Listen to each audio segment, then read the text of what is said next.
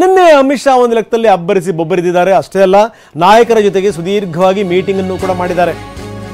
ಗೆಲ್ಲುವ ತಂತ್ರಗಾರಿಕೆ ಏನು ಅದರ ಬಗ್ಗೆ ಚರ್ಚೆ ಆಗಿದೆ. ಹಳೆ ಮೈಸೂರು ಭಾಗವನ್ನು ಗೆಲ್ಲೋದೇ ನಿಮ್ ಗುರಿಯಾಗಿರಬೇಕು. ಇದೇ ಮಾತನ್ನ ಅಮಿತ್ ಶಾ ಈ ಹಿಂದೆ ಕೂಡ ಹೇಳಿದ್ರು. ವಿಧಾನಸಭಾ ಚುನಾವಣೆ ಸಂದರ್ಭದಲ್ಲಿ ದೆಹಲಿಗೆ ತೆರಳುವ ಮುನ್ನ ಮತ್ತೊಮ್ಮೆ ರಾಜ್ಯ ನಾಯಕರಿಗೆ ಇದನ್ನ ನೆನಪು ಮಾಡಿಕೊಂಡಿದ್ದಾರೆ ಅಮಿತ್ ಶಾ. ನೋಡಿ, ಯಾವುದೇ ಕಾರಣಕ್ಕೂ ಬೆಂಗಳೂರು ಗ್ರಾಮಾಂತರವನ್ನು ಬಿಡಬೇಡಿ, ಅದ್ರ ಕಡೆಗೆ ಹೆಚ್ಚೆಚ್ಚು ಕಾನ್ಸಂಟ್ರೇಟ್ ಮಾಡಿ. ಶಾಸಕ ಅಶ್ವಥ್ ನಾರಾಯಣ್, ಅಶೋಕ್ ಮತ್ತು ವಿಜಯೇಂದ್ರ ಅವರಿಗೆ ತುಂಬಾ ಸ್ಪಷ್ಟವಾಗಿ ಹೇಳಿದ್ದಾರೆ. ಖಾಸಗಿ ಹೋಟೆಲ್ನಲ್ಲಿ ಸೇರಿದಂತಹ ಸಂದರ್ಭದಲ್ಲಿ 1 ಗಂಟೆಯ ಚರ್ಚೆನಲ್ಲಿ ಹೆಚ್ಚು ಚರ್ಚೆಯಾಗಿದ್ದು ಮೈಸೂರು ಭಾಗದ ಸ್ಪರ್ಧೆಯ ಬಗ್ಗೆ, ಮೈಸೂರು ಭಾಗಕ್ಕೆ ಎಷ್ಟರ ಮಟ್ಟಿಗೆ ನೀವು ಟೈಮ್ ಕೊಡಬೇಕು ಅನ್ನೋದ್ರ ಬಗ್ಗೆ, ಯಾವ ರೀತಿಯಲ್ಲಿ ತಂತ್ರಗಾರಿಕೆಯನ್ನು ಹೆಣಿಬೇಕು ಅನ್ನೋದ್ರ ಬಗ್ಗೆ. ಬೆಂಗಳೂರು ಗ್ರಾಮಾಂತರ ಕ್ಷೇತ್ರವನ್ನು ಬಿಟ್ಕೊಡಬೇಡಿ, ಅದೇ ನಮ್ಮ ಪ್ರಮುಖ ಆದ್ಯತೆ ಅನ್ನುವಂಥ ಸಂದೇಶವನ್ನು ಕೂಡ ಅಮಿತ್ ಶಾ ತುಂಬ ಸ್ಪಷ್ಟವಾಗಿ ರವಾನಿಸಿದ್ದಾರೆ. ಈ ಮುಖಾಂತರ ಡಾಕ್ಟರ್ ಮಂಜುನಾಥ್ ಇಲ್ಲಿ ಗೆಲ್ಲಲೇಬೇಕು ಅಂತ. ಅಶೋಕ್ ಸುಗಂಧರಾಜ ಹೂವಿನ ಕೃಷಿ ಮಾಡಿ ಅರ್ಧ ಎಕರೆಗೆ 3.5 ಲಕ್ಷ ಗಳಿಸ್ತಿದ್ದಾರೆ. ನೀವು ಕೂಡ ಅವರಿಂದ ಕಲಿಬೇಕಾ? ಅವ್ರ ಜೊತೆ ವಿಡಿಯೋ ಕಾಲ್ನಲ್ಲಿ ಮಾತಾಡಬೇಕಾ? ಈಗಲೇ ಫ್ರೀಡಮ್ ಆ್ಯಪ್ ಡೌನ್ಲೋಡ್ ಮಾಡಿ. ಅಮಿತ್ ಶಾ 4 ಬಾರಿ ಒತ್ತು ಹೇಳಿದ್ದಾರೆ. ಜೊತೆಗೆ ದೆಹಲಿಗೆ ಹೋಗುವಂಥ ಸಂದರ್ಭದಲ್ಲೂ ಕೂಡ ಮತ್ತೆ ಜ್ಞಾಪಿಸಿದ್ದಾರೆ.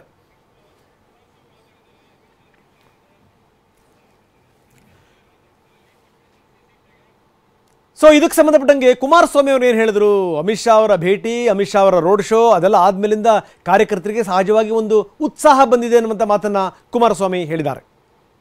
ಅಮಿತ್ ಶಾ ಅವರ ಕಾರ್ಯಕ್ರಮ ಏನು ಸಂದೇಶವನ್ನು ಕೊಟ್ಟಿದೆ?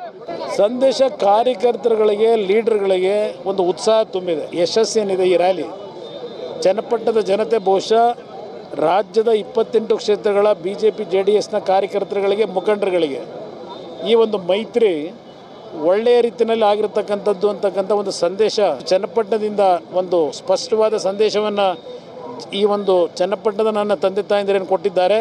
ಇದು ಒಂದು ದೊಡ್ಡ ಮಟ್ಟದಲ್ಲಿ ಇಡೀ ರಾಜ್ಯಕ್ಕೆ ಅಮಿತ್ ಶಾಜಿಯವರ ಈ ಒಂದು ರಥಯಾತ್ರೆಯ ಕಾರ್ಯಕ್ರಮದ ಮುಖಾಂತರ ರೋಡ್ ಶೋನಲ್ಲಿ ಸಂದೇಶ ಏನೋಗಿದೆ, ಇದು ಮುಂದಿನ ಚುನಾವಣೆಯಲ್ಲಿ 28ಕ್ಕೆ 28 ಸ್ಥಾನ ಗೆಲ್ತಕ್ಕಂಥದ್ದಕ್ಕೆ ಒಂದು ಬುನಾದಿಯನ್ನು ಹಾಕುತ್ತೆ. ಡಾಕ್ಟರ್ನ ಮುಗಿಸುವಂತ ಪ್ರಯತ್ನವನ್ನು ಮಾಡ್ತಾ ಇದ್ದಾರೆ ದೇವೇಗೌಡರು ಅಂತ ಟೀಕೆಗೆ ಟಿಪ್ಪಣಿಗಳು ದೊಡ್ಡ ಮಟ್ಟಿಗೆ ನಡೀತಾ ಇದೆ. ಮುಗಿಸುವಂಥ ಪ್ರಯತ್ನ ಮಾಡಿದ್ದಾರೋ ಅವರಿಗೆ ಮುಂದೆ ದೇಶದಲ್ಲಿ ಇನ್ನೂ ಹೆಚ್ಚಿನ ರೀತಿಯಲ್ಲಿ ದೇಶದ ಜನತೆಗೆ ಸರ್ವಿಸ್ ಮಾಡ್ತಕ್ಕಂಥದ್ದಕ್ಕೆ ಅವಕಾಶ ಕಲ್ಪಿಸ್ತಾ ಇದ್ದಾರೆ ಅನ್ನೋದನ್ನು ಜನತೆ. ಡಾಕ್ಟರ್ ಕೊಡುಗೆ ಏನು, ಬೆಂಗಳೂರು ಗ್ರಾಮಾಂತರ ಡಾಕ್ಟರ್ ಕೊಡುಗೆ ಏನು, DK ಸುರೇಶ್ ಅವರ ಕೊಡುಗೆ ಏನು ಸಾಕಷ್ಟಿದೆ ಅಂತಾರೆ. DK ಶಿವಕುಮಾರ್ದು, ಸುರೇಶ್ದು ಕೊಡುಗೆ ಏನು, ಇಲ್ಲಿರ್ತಕ್ಕಂಥ ಬೆಲೆ ಬಾಳ್ತಕ್ಕಂಥ ಕಲ್ಲನ್ನು ವಿದೇಶಗಳಿಗೆ ಸಾಗಿಸಿ ಇಲ್ಲಿಯ ಸಂಪತ್ತು, ಪ್ರಾಕೃತಿಕ ಸಂಪತ್ತನ್ನು ಹಾಳು ಮಾಡಿ ಬಲಾತ್ಕಾರವಾಗಿ ಏನೇನು ಮಾಡಿದ್ದಾರೆ ಅದೇ ಅವ್ರ ಸಾಧನೆ.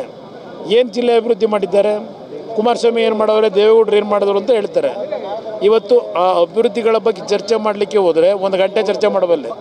ನಾವು ಈ ಜಿಲ್ಲೆಗೆ ಬಂದಾಗ ಏನು ಪರಿಸ್ಥಿತಿ ಇತ್ತು, ಜನರ ಪರ್ ಕ್ಯಾಪಿಟಲ್ ಇನ್ಕಮ್ ಏನಿತ್ತು, ಇವತ್ತು ಯಾವ ಮಟ್ಟಿಗೆ ಜಿಲ್ಲೆ ಅಭಿವೃದ್ಧಿ ಆಗಿದೆ, ಯಾವ ರೀತಿ ಪ್ರತಿ ತಲವಾರು ಆದಾಯ ಇವತ್ತು ಹೆಚ್ಚಾಗಿದೆ, ಅದರ ಬಗ್ಗೆ ಚರ್ಚೆ ಮಾಡಲಿಕ್ಕೆ ಇನ್ನೂ ಸಮಯ. ಗೆಲುವಿನ ನಿರೀಕ್ಷೆ ಹೇಗಿದೆ? ಯಾಕಂದ್ರೆ ಸಾಕಷ್ಟು ಸಂಖ್ಯೆಯಲ್ಲಿ ನಿರೀಕ್ಷೆ ಮಾಡಿದ ಜನ ಸೇರಿದ್ಯಾ? ಯಾವ ರೀತಿಯಲ್ಲಿ ಗೆಲುವಿಗೆ ಸಂಶಯ ಇಲ್ಲ.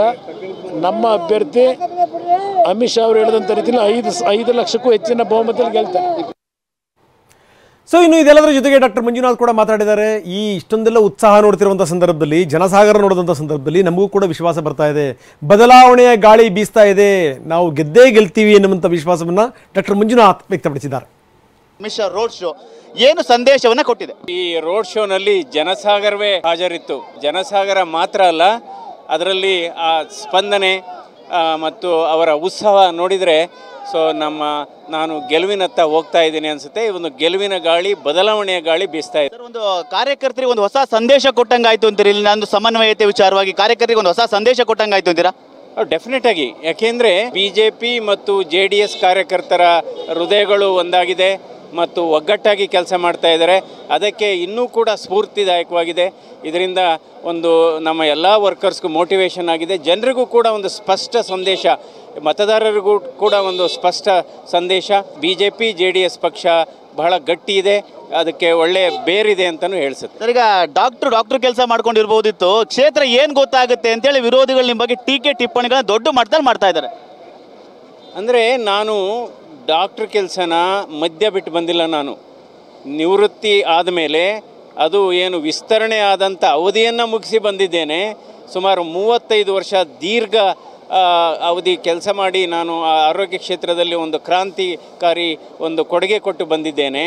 ಈ ಕ್ಷೇತ್ರ ನಾನು ಈ ಬರೀ ಕ್ಷೇತ್ರಕ್ಕೆ ಮಾತ್ರ ಪರಿಚಿತನಾಗಿಲ್ಲ, ಇಡೀ ರಾಜ್ಯದಲ್ಲೇ ನನ್ನ ಹೆಸರು ಪರಿಚಿತವಾಗಿದೆ. ದೇವೇಗೌಡರು ಅವ್ರ ಅಳಿಯನ್ನು ಮುಗಿಸುವಂತ ಪ್ರಯತ್ನ ಮಾಡಿದ್ದಾರೆ, ಅವ್ರ ಅಳಿಯನ್ನು ಮುಗಿಸೋಕೆ ಹೊರಟಿದ್ದಾರೆ ಅನ್ನೋ ರೀತಿಯಲ್ಲಿ ಮಾತಾಡ್ತಾ ಇದ್ದಾರೆ.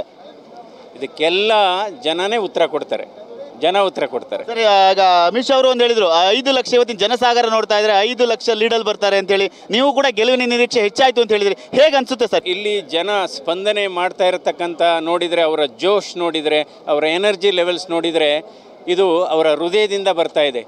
ಸೊ ಹೀಗಾಗಿ ಗೆಲುವಿನ ಗಾಳಿ, ಬದಲಾವಣೆಯ ಗಾಳಿ ಬೀಸ್ತಾ ಇದೆ ಅಂತ ನನಗೆ ಖಾತ್ರಿ ಆಗುತ್ತೆ. ಕೊನೆಯ ನೇರ ಪ್ರಶ್ನೆ ಸರ್, ಬೆಂಗಳೂರು ಗ್ರಾಮಾಂತರ ಲೋಕಸಭಾ ಕ್ಷೇತ್ರದಲ್ಲಿ JDS BJP ಕಾರ್ಯಕರ್ತರು ಒಟ್ಟಾಗಿ ನಿಮಗೆ ಕೆಲಸ ಮಾಡ್ತಾರೆ ಅನ್ನೋ ವಿಶ್ವಾಸ ಇದೆಯಾ?